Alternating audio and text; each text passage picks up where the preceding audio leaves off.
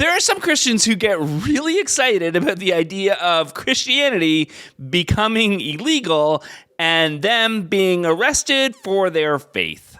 Yes, this is a very real thing. Face the right. Face forward. Can I see? Get back. Where did you learn all of this? Internet. So not prison. And prison. It's 50-50. Both. Do it then. Oh. Damn. I ain't went out there talking. Imagination. I can't wait to go to prison for being a Christian, because then I'll go to prison with my fellow Christians, and then the guards will become Christian because we're talking to them about Jesus, and then they'll go to prison, and the new guards will come, and then they'll become a Christian, and they'll get arrested. It's just an ongoing thing. It'll be super fun. It's going to be great. But if that's how it works in prison, why doesn't it work like that now? Why isn't everybody around a Christian all of a sudden a Christian? Why is Christianity continuously losing followers? Gotta put me in my grave before you say I can't be Christian. It's gonna be illegal soon, so I'ma focus on my mission. It's pretend. Pretend. It's fun time. Christianity will be illegal. They plan to kill the people. It's happening right now. Let me show you all the evil. We pretend it's a lot of fun, but this guy has seen some real shit. He just got out of the war! For a lot of these people, they are constantly looking for any sign that any day now, this imagined scenario will come to pass. Like this bill here in Canada that was proposed by a member of parliament. Canada is proposing a new bill to make Christianity illegal, as well as punishing Christians with jail time for their faith. A Canadian far-left extremist member of parliament by the name of Yves Francois Blanchet has... I mean, they're center-left. They are a separatist party, but I wouldn't really say that they're extremist. Has proposed a bill called Bill C-367, which aims to remove protections from speaking about religion from Section 319(3)(1)B of the Canadian Criminal Code, citing this enactment amends the Criminal Code to eliminate as a defense against willful promotion of hatred or anti-Semitism the fact that a person in good faith expressed or attempted to establish by an argument an opinion on a religious subject or an opinion based on a belief in a religious text. Proponents of C-367 intended as a response to anti-Semitism, while Christians say essentially those who share biblical views of sexuality or other matters publicly could face arrest for hate crimes. If you are worried that hate speech laws might make it possible that what you believe could be illegal, then maybe you should look inward. But yes, this is a proposed bill by someone who is the leader of a party that isn't in power and isn't even the official opposition. It's a bill that no one in Parliament is talking about, a bill that might not even get to the voting stage, let alone moving on to the Senate, but these people are freaking out nonetheless. So, like if you say, I just don't like this LGBTQ stuff, and you say that because you have a biblical reason for saying that, then you cannot be prosecuted. Now, they're wanting to take that away to where it doesn't matter if you're just some hater saying degenerate stuff on the internet about these people, or if you're a preacher. It's all the same if they pass this. So, not good. So if you say degenerate things, or if you're a pastor? So the question here is then, why would someone get a pass to say horrible and hateful things just because their religion says it's okay to do so?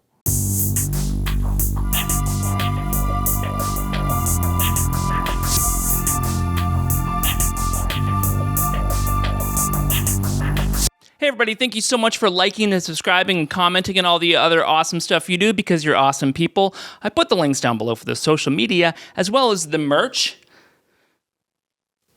that I'm wearing, and the Patreon. So you can go down there, click it away, and I really appreciate all the support. When I worked at a restaurant in March of 2020, at the beginning of the COVID pandemic and the beginning of the COVID lockdown, someone came in and ordered food. When he was done ordering, he said, "Oh, and can you make sure that it was not made by a Chinese?" I thought maybe I had just misheard him, because who would say something like that? So I asked him to repeat himself. And sure enough, that is what he said. "Please make sure that it's not made by a Chinese." So I replied by telling him that I will not be serving him today, and I showed him where the door was. because anything less would have been tolerating that behavior. Now the question is, does that make me intolerant? Yes. Yes, it does. I am intolerant of intolerance, which seems oxymoronic because I do believe that we need to live in a tolerant society, which many Christians find very confusing. Even the person we're arguing with is intolerant. In fact, ironically, they're even intolerant of our intolerance. And so there's this weird irony to the debate. The very people who claim to be the most tolerant are often the very people that offer scathing rebukes of anybody who steps out of line. The irony is that we are living in a so-called era of tolerance, right? Don't you hear that word all the time? Tolerance, tolerance, tolerance. And yet we live in this so-called era of tolerance, and there is a radical intolerance coming from people preaching tolerance, tolerance, tolerance. There's a radical intolerance towards anyone who has a biblical worldview or a conservative outlook on social issues. You claim you're tolerant, and you claim that we're intolerant, but yet you have to realize that as soon as you say that we're wrong for doing what we do as Christians, you also, therefore, are exhibiting intolerance. At the end of the day, what we find ourselves in our culture is in this weird position. We have a culture that says all views are accepted, but they won't accept the one view that says it's the only right one. Many of you have already figured out that I'm about to talk about Karl Popper, who was not, in fact, a popple. Popper was a 20th century philosopher and academic who was responsible for the idea of falsification in scientific research, as well as the tolerance paradox. As he put it, unlimited tolerance must lead to the disappearance of tolerance. If we extend unlimited tolerance even to those who are intolerant, if we are not prepared to defend a tolerant society against the onslaught of the intolerant, then the tolerant will be destroyed and the tolerance with them. In other words, we don't allow intolerance to go unchecked. As paradoxical as it sounds, the existence of tolerance depends on being intolerant of intolerance. Does that mean we just ban Christianity and hate all Christians and throw them all in jail? Obviously not, definitely not. But Christianity is borderline illegal in Northern California. Many Christians, probably most Christians, are beautiful, wonderful people. But what it means is that you don't get to say hateful things, especially in the public square, without getting pushback or even without getting shut down just because those hateful things come from your religion. It doesn't mean freaking out at someone who accidentally uses the wrong term. It doesn't mean banishing someone to the realm of perpetual suffering if they have a genuine question based on having a different upbringing. Annie, I know your lack of world experience creates curiosity, but questions like that can make you seem a little bit homophobic. It's homophobic to ask questions? If you have to ask if it's homophobic to ask questions, haven't you already answered your own question? Have I? Don't know. Not a homophobe. It doesn't mean you never engage in productive conversation, but it does mean that you don't allow intolerant ideas to have a platform. It means you shut down hate speech. And it definitely means that we don't view all opinions as equally valid. You know, Christians are accused of being intolerant, but I find that is not the case at all. Not at all. As far as I'm concerned, Orlando's just a little safer tonight. YouTube video of Sacramento pastor Roger Jimenez speaking about the tragedy that struck Orlando, Florida, Sunday morning. As Christians, should we not be mourning the death of these 50 vile, perverted predators? Not even a little intolerant. The Bible's against it, God's against it, I'm against it. In a recent sermon, the Baptist pastor Charles Worley suggested gays and lesbians should be imprisoned behind an electric fence. In a few years, they'll die out. Do you know why? They can't reproduce. So your little son starts to act a little girlish. Another pastor, also in North Carolina, recently apologized after he told parents to slap children they suspect of being gay. The second you see your son dropping the limp wrist, you walk over there and crack that wrist. Name one Christian who has been intolerant. I'll wait. Thousands marched from the National Mall to the U.S. Supreme Court to say that marriage should be between a man and a woman. What God has instituted, man does not have the power, right, or authority to alter. I find that a Bible-believing Christian, though he or she wants others to believe in Jesus and will try to persuade a person to believe, is tolerant. And by tolerant, I mean we're willing to accept that other people have different beliefs. So we engage them with the gospel. Yes, we make no bones about the fact we want them to believe. It might even be a spirited discussion. But if they say, I don't want your Jesus, I don't want to believe, we don't hold a gun up to their head and say, believe or I'll kill you. Someone has never heard of the Spanish Inquisition or the Crusades. Nobody expects the Spanish Inquisition. We just say, okay, well, you know what? This is what I believe, and I hope that you'll come to see this truth for yourself. I'll pray for you. We're nice to them. In effect, we're tolerant. We recognize not everyone's going to see things the way we see it, so we're willing to coexist, as the bumper sticker says, and be tolerant. Yes, this type of person does exist. Of course they do. The person who will share their belief and then back off if that person isn't interested. And maybe even more of these people exist than the ones who keep pushing and pushing and pushing until you have to get the law involved. But saying that this is universal is only ignoring people's concerns about real people who are out there representing your religion and your God, who are doing really hateful and really disgusting things. So they're telling people going to bars that drinking is bad. They single out people on the streets and they talk about homosexuality. And it's really just in your face and it's just too much. Just ask Terry Tincher. You know how annoying that is when you're in your living room right there? He says it's happening almost daily. It's definitely an issue that has to be addressed. And when the devil was cast out, he doesn't usually pay any mind to the public preachers who frequent the corner of Yonge and Dundas. He will heal the wounds of your soul and give you new hope. I see God all the time. How about you? That's why you don't worry about what the world is doing. But that last night, as he and his boyfriend walked by, the messages of hate cut through him like a knife. For me, it was heartbreaking, to hear that. But I find that the people that are intolerant are the ones that talk about it the most. You'll say, well, listen, you can have your beliefs. My belief is Jesus is the way to go. Well, that is bigoted and that is closed-minded, and they'll get angry at you. And they talk so much about tolerance, and people were not tolerant of Jesus at all when he came to this earth. This feels a little bit straw-man-y. He paints Christians as these gentle folks who only want the best for everyone, and anyone who doesn't like their messaging as angry people who just want to pick a fight. It has become the supreme virtue. That you are to be a tolerant individual, accepting of all views. And if that's the supreme virtue, then of course the supreme vice is to be intolerant. Anytime there's a whiff that you may be critiquing another view or saying another view is wrong, then you will be quickly labeled intolerant. Well, that's a difficult world to live in as a Christian, because as Christians, we don't think that truth is relative. We don't think truth is up for grabs. We don't think that every view is equally true. And in our world, we get labeled intolerant as a result. Nobody, or at least very few people, believe that every opinion is equally true. That's not what tolerance is about. In order to have a functioning society, we must either A, recognize that other people have different beliefs and other people have different opinions and work together to live in peace despite our differences, or B, do a fascism and make everyone claim the same beliefs and punish those who step out of line. Now, I know what a lot of Christian nationalists want to do, but I think most of us would agree that B is not the best option. But there's also a big difference between disagreeing with somebody's beliefs and disagreeing with who somebody is.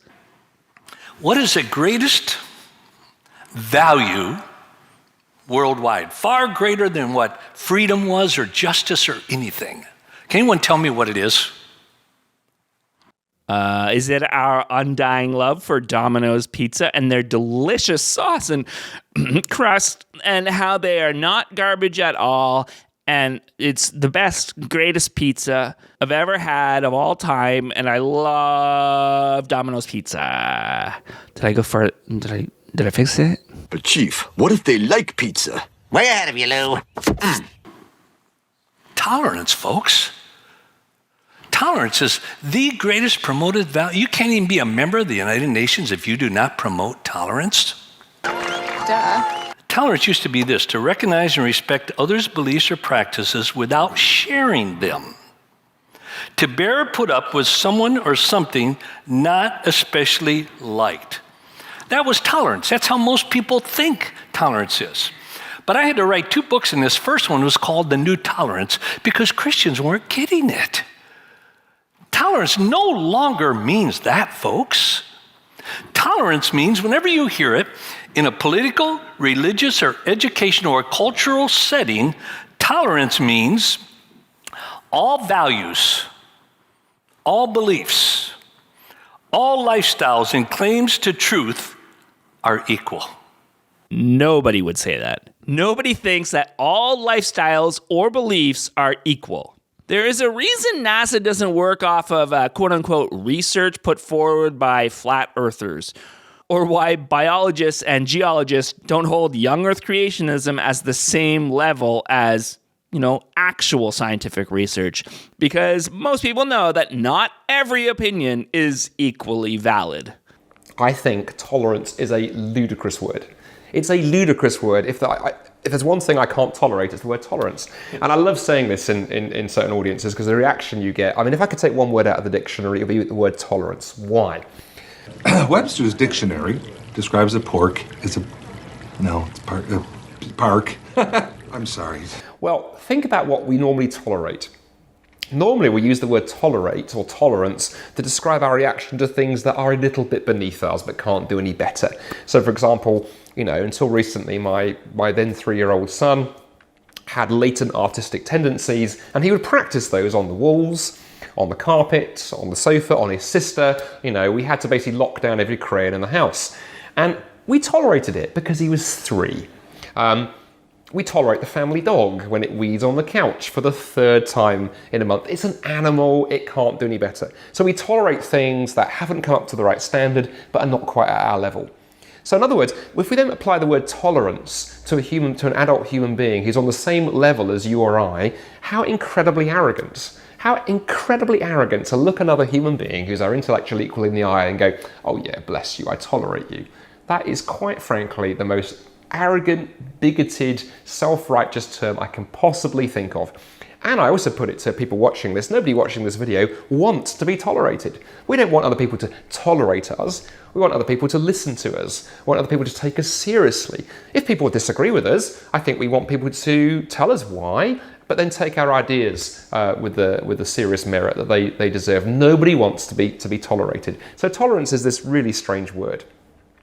But that means if we're going to... I hate when people get pedantic like this. Words have multiple meanings, and words can evolve over time. Webster's dictionary defines... Making an argument because a word is also used a different way does nothing for that discussion besides avoiding meaningful conversation. I remember one time I said I liked a certain movie, and a religious family member of mine said that they didn't want to watch it because it was a cult movie. I was confused by that. It has nothing to do with cults or the occult or anything like that. But then I realized that it was considered a cult classic. And I tried to explain to them that that isn't what cult meant in this situation, but they never really did come around. It's way more important to understand the context of a discussion than to be strict about using your understanding or Webster's dictionary understanding of a word.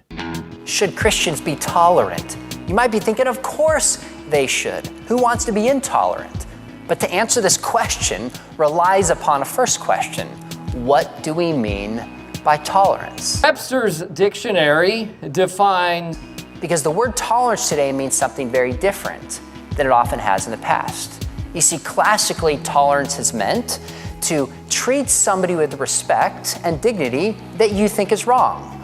Webster's 24th century dictionary, 5th edition. You can only tolerate someone in principle you think is mistaken. I might say I tolerate this music being on because I don't like it. If I liked it, I wouldn't tolerate it.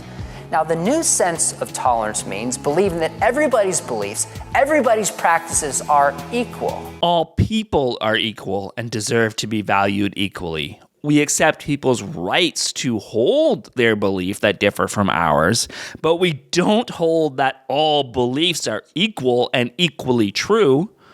But the problem is when these people say that they just disagree with someone, that can mean very different things. Does it simply mean that they have a different political opinion or they have different beliefs? But does it mean that they don't accept your gender or they don't accept your sexual orientation?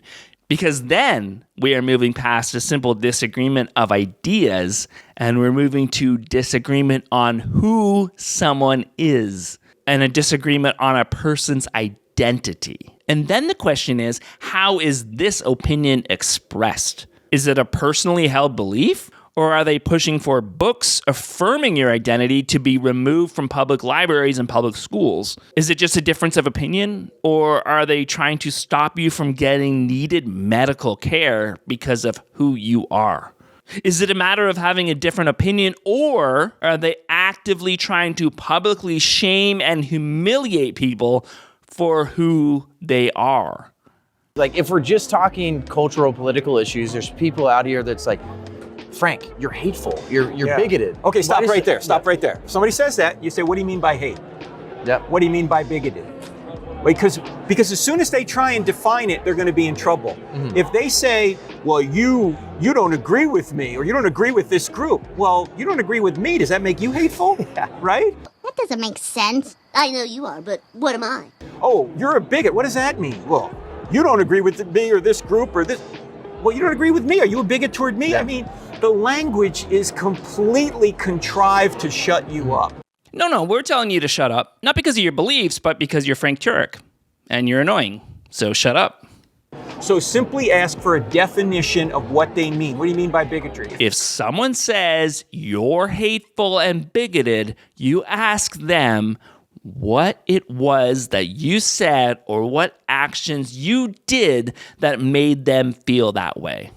Then you either admit to messing up, you try your best to make an unbiased reevaluation of your words and your actions. And then, if you realize, hey, I was insensitive here, you apologize and you try to do better going forward. If you still think your actions are not bigoted or not hateful, but that you are being misunderstood, you can still apologize for the confusion and work to find a better way to communicate what you're saying. If you really think you are justified at the end of the day, then you can say that, but try not to be arrogant or awful in your response, especially if the other person seemed to genuinely believe that what you said was problematic. Of course, there is the possibility that someone is just being a contrarian, or somebody's trying to troll you, or someone's trying to do a gotcha moment, but you can't assume that immediately. You really have to look at what you're saying and what you're doing. Frank's I know you are, but what am I approach only shows how little he actually cares about people. I'm not emotionally mature enough to deal with my feelings, you fart face. I know you are, but what am I? See, the cultural narrative that is so popular, and it's popular tragically in many church settings as well, that Christians' love properly expressed would never criticize or warn of condemnation. I mean, no true form of love would have condemnation in the way that Christians believe, that you should be punished for eternity in a fiery lake. And this is especially true when it comes to somebody simply being who they are. The Christians should only be expressions of tolerance and encourage people to pursue their own self-interest and whatever you want. Who wants that? Most people believe there are limits to our own self-interest. Someone may see a kid enjoying an ice cream in the park and think, hey, it would be nice to have some ice cream. And they could just go up and take it from that kid because it would be in their own self-interest and they could do it. But they know that that's not right. And they know that that would make the kid cry. And they know that they would be a giant ass if they did that. Again, the secularists are very ready to remind us of a loving God and our assignment to represent Him. And there are a few choice verses that are harvested, suggesting a New Testament perspective that love covers a multitude of sins. Yeah, stop it. Quit twisting the Bible to make it seem like we have to love people. And there is some truth in that. It is a part of the truth. But it's not the entire truth. You understand this. You understand it as a means of manipulation. Broccoli is good for you. But if the only thing you eat is broccoli, you will turn green. So you can take something that is true but is not the totality of truth, and you can lead somebody to a very destructive place with it. Anyone that tries to argue has already lost because they pick an argument to lose. I mean, that's why I never lost a case. Prosecutors beat themselves because they draw a circle around something called the truth. And they say that everything outside it is a lie. And it's true that love should cover a multitude of sins, but our message should be preeminently about love. So we're told that we should talk almost exclusively about that and much less about things like holiness or purity. Well, I want to be certain you understand, biblically, I believe that approach is inaccurate and it's very dangerous. Here's the thing. I think holiness and purity and sin are just words used for control and to instill guilt and shame while adding nothing of value. A moral system that says something is bad without having any understanding about why it's bad or how it affects people is a moral system based on control. Why? Why? Because I said so. Trevor, you can't tell people what they can or can't preach from the pulpit. That's true. I can't. But I also know that there are children in those services that will feel shame and self-hatred every single Sunday and then every night when their heads hit that pillow because of people like this. There are teens who will be kicked out of their houses and end up homeless because of people like this. And there are people who will die because of people like this. So no, I know that I can't stop them from preaching what they want to preach in their church, but I can call them out as often as I can. I can try my hardest to make sure that people know that the world is bigger than that church. And there are many, many people out there who will love them and accept them for who they are. I can do my part to make sure that pastors like this are considered hate group leaders and chip away at that image of the loving pastor that they try to put out into the world. It is loving to warn others about false teachers and heresy. In fact, the Bible commands us to do those things as brothers. Jesus does it all the time, Paul does it all the time, Peter does it all the time, and many others do it in Scripture. There's a clear pattern here. So if your standard of sinful hatred is a standard that makes Jesus guilty and that makes his word guilty, you are the one who's wrong, not Jesus, and certainly not his word. Most Christians, most believers apply modern-day thinking to the Bible all the time and then just come up with a reason why the Bible didn't say what the Bible clearly says. Just read the comments on the video I made about slavery in the Bible. People find a way to make the Bible not say what it clearly says. And many Christians and many denominations are starting to do the same with LGBTQIA issues, which is part of the reason these people are getting even more angry. The Bible was a book for its time, and in order to stay relevant, Christians have to pretend that some parts aren't really in there. Should Christians be tolerant? No, because tolerance is too weak. Tolerance says hold your nose and put up with them. Love says reach out and help them. And we're called to be loving, not tolerant. In fact, when you're loving, it means that sometimes you have to tell people, don't do something that is going to hurt them or others. And we know this as parents, right? We don't tolerate everything our kids do. If we did, we wouldn't be loving. We have to set boundaries. The problem is in today's society, people are trying to say that tolerance means you need to approve of what I do. No, if I approve of what you do, I don't tolerate it, I approve it. The only way that I can tolerate you is if I disapprove what you're doing. No, you don't have to approve. You just have to shut up. Frank Turek should shut up. It'd be better if you weren't so uptight about it, but people are really just asking you to stop yelling at them, stop shaming them, stop acting like you know what is best for them, stop trying to pass laws and erase people's identities. It's like those parents who think that they know what is best for their kids when it comes to what career they choose. At some point, you either have to understand that people need to make their own decision and live life on their own terms, or just accept that you've ruined your relationship with them. It's not up to you to step in and tell somebody else how to live their life. Jesus was perfectly loving, yet he said people were wrong all the time. I mean, Jesus was kind of racist. In Mark 7 and Matthew 15, he was blatantly dismissive of someone because of her race and even used a racial slur describing her as a dog, which apparently was a common racial slur against these people at the time. And the way he talked about Samaritans on multiple occasions shows that he didn't really like them, which was perfectly portrayed by this Mitchell and Webb sketch. No, so what I'm finding offensive, and I'm sure I'm not the only one, is your unreflecting acceptance of this cliche that all Samaritans are wankers. No, I'm saying he was good. Yeah, but you're implying that the fact that he was good is worth a story in itself. It's some kind of weird curiosity. In Matthew 23:15, Jesus says, quote, "Woe to you, scribes and Pharisees, hypocrites, for you travel across the sea and land to make a single convert, and when he becomes a convert, you make him twice a child of hell, as you yourselves are." End quote. Here, Jesus not only calls the Pharisees just wrong, he goes way further than that. Not only are they wrong, he calls them children of hell.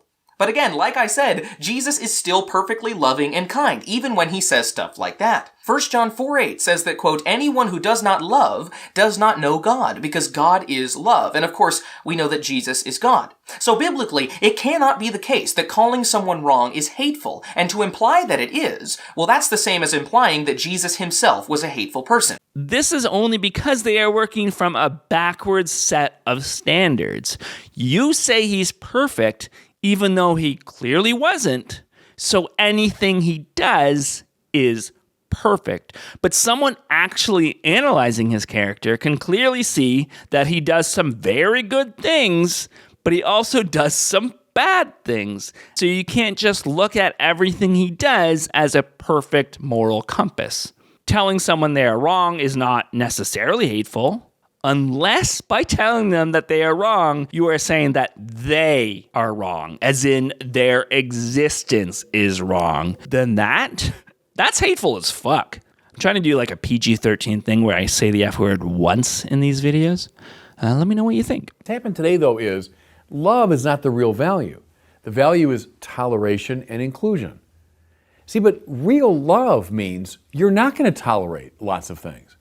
Real love means you sometimes have to exclude certain things. What's happened is a dangerous conflation of toleration and inclusion with love. True, like how I exclude people who treat my gay and trans family and friends like garbage. Disagree with people's ideas, we need a foundation for doing that. And the problem is we live in an age where for so many people, their identity is bound up with their beliefs. And you challenge their beliefs and you challenge the things they hold dear, and suddenly you're challenging their very identity and they get all precious and defensive. No, flip that. Flip. They are talking about their identity and you are denying that identity. Christians, on the other hand, should not respond like that, because we know as Christians that our identity comes not in our beliefs or our opinions. Our identity comes in what Jesus has done for us. It's a rock solid identity that means I can afford to listen to other people, take their ideas seriously, because they shouldn't threaten me even though I disagree with them. And of course that model for treating people with respect and dignity, even if they are different to us, even if, heaven forbid, they're our enemies, the best model we have as Christians for that is Jesus, who did that to us. Because Jesus, even while we were his enemies, even while we wanted nothing to do with him, still went to the cross on my behalf and your behalf, and showed us how much he's willing to engage with us by the love that he demonstrated there. That's something you believe about the universe. People's sexuality and gender are something they know about themselves or are discovering about themselves. So we know that in order to be consistent Christians, we must love people. So when someone accuses us of being hateful or having a lack of love because of our sound doctrine, that cuts deep. And too often, when we are accused of that, we find that our hands are tied and we simply don't know what to say other than to apologize. So I would encourage you, my fellow Christians, that if someone calls you hateful for following or quoting the Bible accurately, you have absolutely nothing to apologize for. In fact, you are biblically required to not apologize to that person. But Colin, their feelings are hurt. Yes, I know that, and it doesn't matter. The pagan world doesn't get to define what hate is and what we preach through their hurt feelings. You still have to put the Bible into practice regardless, and you have to put into practice the entire Bible. If the gospel stopped every time someone's feelings were hurt, Christianity would have never made it out of the first century. We need to stop being so sensitive in the modern church and get back to boldly and lovingly proclaiming the truth of God's word. This is the chosen removal of empathy and self-reflection. This is a way to feel morally superior, to never take the time to look at yourself, to be okay with never questioning your motivations. This is choosing a book over people, a book over love, a book over a society where we look past our differences and look at a person's heart. And the Christian world no longer gets to tell me what is right and what is wrong because they clearly do not know. This definition that everyone who's opposed to same-sex relationships is therefore automatically a hater and an evil person and a bigot and a homophobe, by their definition, God is therefore a bigot and a homophobe. It has, you're going to holler. You have won. I'm very happy for you, Celeste. Because anybody who just doesn't fully approve of it is automatically evil. And by that definition, you're making God out to be evil because he doesn't approve of it. You win with a difference of only $443. Boy, that was a good bid. You did it, Blu-ray. A moral accusation against Christians. He's saying, okay, because you guys don't accept homosexuality as a appropriate lifestyle, you think that it's a sin, that's a bigoted behavior, that's a bigoted thing to believe, that's wrong, that's hateful, and you're wrong for believing that. But according to him, in an atheistic worldview, why is bigotry wrong? Why is being hateful wrong? Because it dehumanizes people and makes them a target for violence? Stick with me here. I don't think I need to stick with someone who can't figure out why hatred is wrong, but sure. If we're just all primordial ooze that's evolved over millions of years, animals with no intrinsic worth or meaning or dignity or value, if we're just chemical reactions inside of meat bags, who says that being bigoted towards a certain group is wrong? Who says that hating someone who's different from you is wrong? Now I know what you're saying. Isaac, are you saying that bigotry is not wrong? Is that what you're trying to convince us of? No, I'm saying that from an atheistic worldview, you have no foundation to say that it is. Who says that just because we evolved means we don't have worth or meaning? Of course we do. We have the capacity to love, we have the capacity to hurt, to long, to hunger, to miss. We have so much worth, regardless of where we came from and how we got here. This is the moral argument that we discussed in the last video. It's basically saying that I don't have to listen to your hurt or your feelings because you don't believe in my God. It's a way to dismiss people without hearing them at all. Asking, by what standard am I being a jerk in the middle of an argument isn't the power move you think it is. We know when someone is being a smug little worm. We know when someone is being a jerk. And this is the important thing you need to do when anyone, especially a progressive Christian, calls you hateful. And that's going to happen a lot these days if you're a biblical Christian. All you have to do is respond by asking, by what standard? You said I'm hateful. By what objective standard are you saying that? The answer, 99% of the time, is going to be that their feelings were personally hurt. But is that the Bible standard of what hate is? No. We get our standard of hate as Christians from the pages of Scripture, not from the feelings of hyper-emotional people who don't subscribe to the Christian worldview and therefore get offended by nearly everything. We are blamed for causing acts of violence or hatred if we acknowledge a biblical worldview. If we talk about marriage and the way it's defined scripturally, if we talk about God creating us male and female, there are voices that will say we're sowing the seeds of hatred and violence. And the result of that messaging, because it's very prominent, you know it is, it causes us to be silent. Does it cause people to be silent? Because they're seeming pretty loud these days. For organizers, this event is taking place against an alarming rise in anti-LGBTQ+ harassment and attacks nationally. A recent study showing a 4-fold increase in incidents from 2020 to 2021. And the Anti-Defamation League tracking 7 incidents over the course of just one weekend this month. And here in California, reported hate crimes related to sexual orientation bias jumped overall by nearly 48% in 2021. There were 162 reported anti-gay attacks in 2020. Last year, that jumped to 211. The same goes for reported anti-lesbian attacks from 18 in 2020 to 27 in 2021.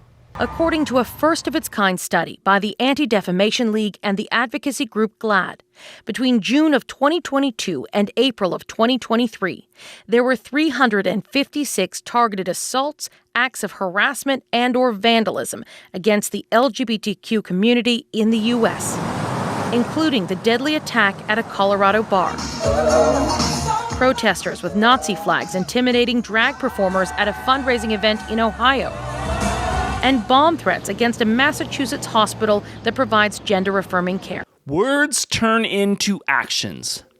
Unfortunately. The result is a multitude of Christians unwilling or afraid to speak the truth. In the past few days, focus on the family. It's an organization that has served and strengthened our families in our nation for many years. Dr. Dobson founded it. I think he meant to say an organization that has promoted child abuse and bigotry for years. But hey, we all make mistakes. That's why there's a backspace on a keyboard. It was vandalized after a shooting in the town where they are at a gay nightclub. Now, the shooter was non-binary. You can figure that out. I need a thesaurus these days. Ha, ha, ha, ha. Good joke about that murder and someone's identity. And I'm not going to say anything about the controversy around that shooter's identity, but I'll say this. Whether it is hating or self-hating, the church played its part. Focus on the family played its part. Nevertheless, a Christian organization was blamed and attacked as the instigator of the violence. Pretty typical cultural message. You see, truth is incendiary to those who reject it. If you're not going to yield to the truth of God, you don't want to be reminded of it. And so you look for the weaknesses in the messengers and you'll try to discredit the systems that are advocates for that. And it's not particularly hard to do because we are human and frail and broken, and so are our systems.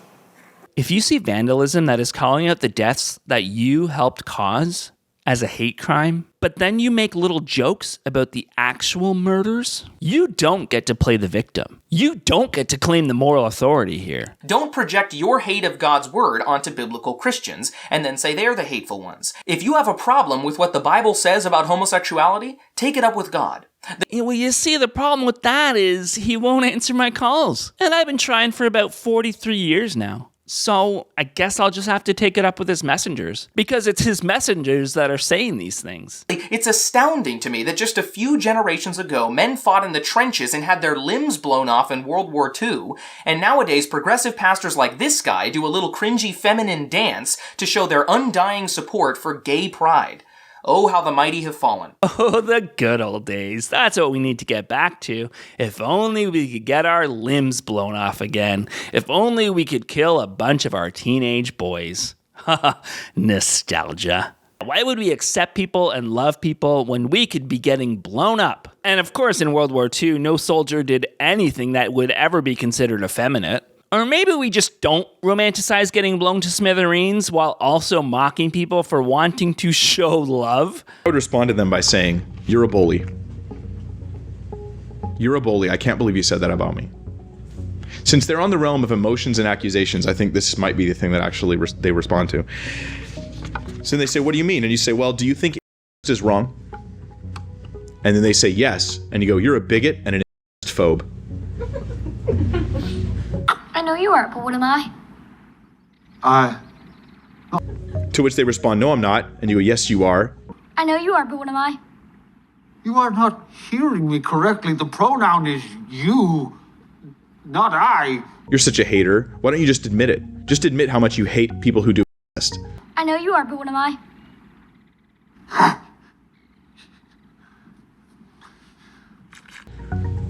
Well, I don't hate them. I just think it's wrong. Oh, so now you accept that category of belief, where you just disapprove of something without hating the person who's doing it. Who's got two stinky thumbs that stink like rotten salmon? this stinky guy. You suck. This has just been a brainwashing effort of the pro-gay agenda, not necessarily gay people. I don't think they've all conspired but there's certain watchdog groups that have tried to promote this idea that everyone who's opposed to homosexuality is these things. We know the reasons to be against this practice. Usually there is a power dynamic. Usually there is grooming involved, and this is wrong. We also have a social understanding not to cross certain boundaries with family members because we see the importance of family and maintaining those boundaries in that institution. We understand that there could be genetic issues and health problems down the road if this practice produces children. There are logical, real-world reasons to be against this practice. But you are saying that someone should feel shame, deny themselves love, and deny part of their identity because your religion says so. That is a very different thing. Hate isn't just about feeling hatred or feeling some negative emotion. It's also about causing hatred in others, spreading hatred. It's about the words you say and the actions you take. DC Talk said love is a verb. But hate is a verb too. I haven't mentioned DC Talk in a while, and I do apologize for that, and I will try to be better going forward, mentioning DC Talk more often.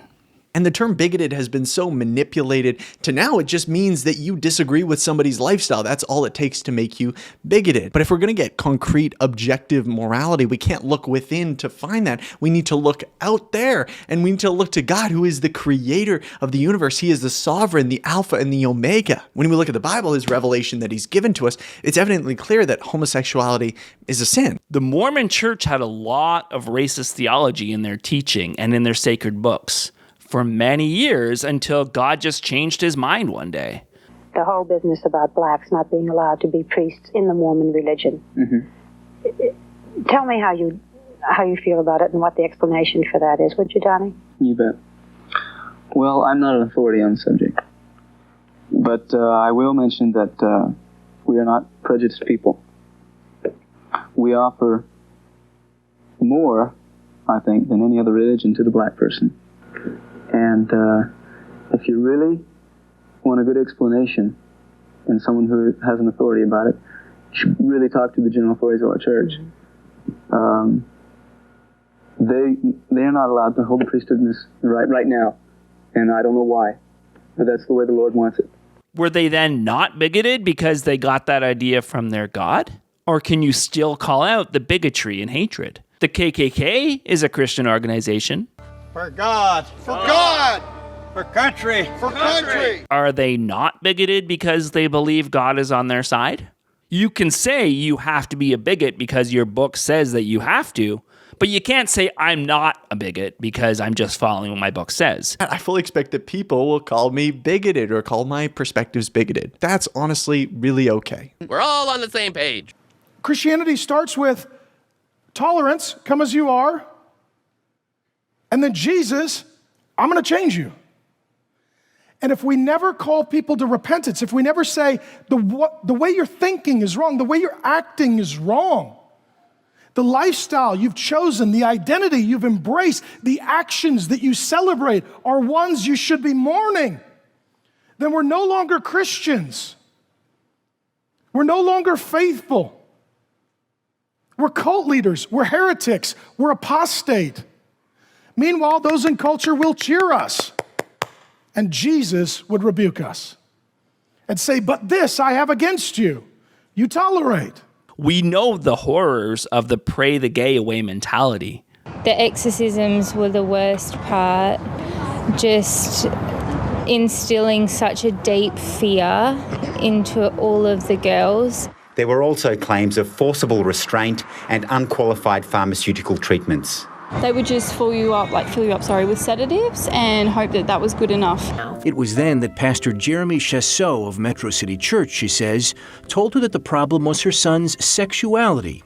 But the good news was that they could fix it. He started using words like abomination and how you can't get into heaven if you're not right with God. That began what the family described as conversion therapy, meetings with church staff about how Seth could choose to be heterosexual and identify as a girl. Telling me that I need to stand Seth in front of the mirror and have her in a tight tank top or something and go through every body part and tell her how beautiful every body part was. She says they met church leadership repeatedly for weeks until one meeting that Seth had with Pastor Jeremy in private. I burst in the door and they're standing over him with the Bible, like pushed up against his head with the hand in the air, praying and talking about the spirit of homosexuality, this demon. It's terrifying hearing these people doing an exorcism to get a demon out of you. The same reason people don't want to hear the gospel today. They don't want to change their ways. Jesus said in John 3:19, this is the verdict. Light has come into the world, but men love darkness instead of light because their deeds were evil. Everyone who is evil hates the light and will not come to the light lest his deeds be exposed.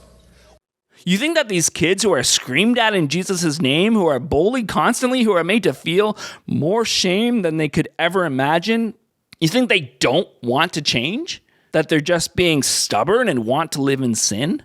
You think that these kids just love pride parades and gay bars so much that they're willing to live through this hell on earth that is conversion therapy? Many hours of therapy later, I wasn't fixed. In a desperate place, she almost took her own life until a friend intervened. She said, you think taking your own life will stop the pain. And it doesn't, it just spreads it around. 700,000 LGBTQ people have gone through conversion therapy. What are the consequences that make it harmful to so many who go through it? Well, if I can just pause on that number for a second and say that number floored me in my own research. And I'd also like to say that conversion therapy continues on every major continent. So this is a very present tense issue. So many of the things I touched on in terms of what my uncle struggled through are the impacts of this movement. It is pain and trauma made manifest. There's physical effects as well. That's something that we talk about in the film, is the prevalence of self-harm and devastatingly suicide in this movement, which is a, sad, horrible, logical conclusion of being taught to hate yourself. You can't change who you are, no matter how many times you repent, no matter how many times you get prayed over, no matter how much you hate yourself and are forced to hate yourself, how much you cry out to God to change you. You are you. At the end of the day, you either have to accept who you are or you settle into being a shell of a person. Part of the role of the church and the Christian body is to encourage one another, to spur one another on to holiness, to call unbelievers to repentance and faith, to preach the gospel. Like, this is all part of it. It's not a matter of justification of sin to make you feel better about yourself. That's not truly loving, to push out full acceptance and total approval just because you don't want somebody to feel bad. We keep seeing this over and over and over again. This idea that feelings don't matter. That feelings aren't really worth considering. As if suicides aren't happening. As if alcoholism and addiction aren't happening. As if there are no real-world consequences to the way they make people feel. When your response to being called bigoted and hateful is to open a dictionary and start looking at what those words actually mean, or asking the person to define their terms, or saying that they are a bigot for saying that you are a bigot, or sidestepping the question, or saying that it's not me that is a bigot, it's God that is a bigot, or making fun of the fact that people have feelings, or whatever else these people do to avoid actually wrestling with the fact that their words hurt. It's time we shut it down. We don't have to let people like this go unchallenged. Yes, there are still times when people will engage in conversation and listen even when they have a different view. And that is great. And we should do what we can to talk to these people and try to change their mind and meet them on their level. But there are far too many people who take their hate public, who try to get on the news or take their bullhorn into your neighborhood, and we can't just stand by and allow that kind of behavior to go unchecked. When we let hate have a voice, when we allow hate to be seen as an opinion that is equal to all other opinions, hate spreads. You don't just get a pass because your religion says it's okay. We can't let hate win. We need to be louder than the hate. We need to shut down the hate. The only way to stop intolerance is to be intolerant of it. Hey, everybody, thank you so much for making it this far. If you know someone who may benefit from watching it, send it their way. You're all amazing, awesome people. You have a great day, and I love you all. Work, Sky Moon.